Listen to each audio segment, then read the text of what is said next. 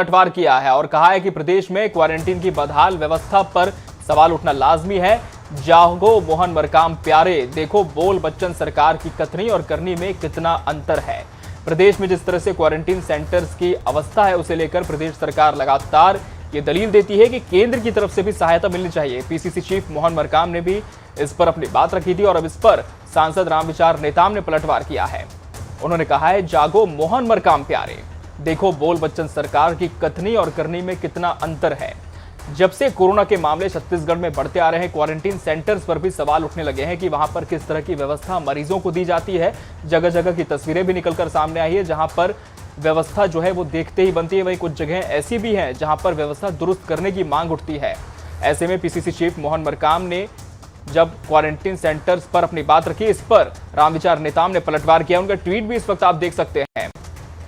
ज्यादा जानकारी के साथ सहयोगी अंकुश शर्मा जुड़ चुके हैं। अंकुश, एक तरफ राज्य सरकार लगातार कहती है कि क्वारंटीन सेंटर्स के लिए सिर्फ राज्य सरकार ही नहीं, केंद्र सरकार भी जिम्मेदार है, यहां पर सहायता दी जानी चाहिए। वहीं अब सांसद रामविचार नेताम ने इस पर पलटवार किया है। क्या कुछ कहने की कोशिश की है उन्होंने अपने पलटवार के जरिए? देखिए अमित, ये पूरा जो ट्विटर वार है उसका विवाद शुरू हुआ है कांग्रेस पार्टी के प्रदेश अध्यक्ष मोहन मरकाम के ट्वीट से।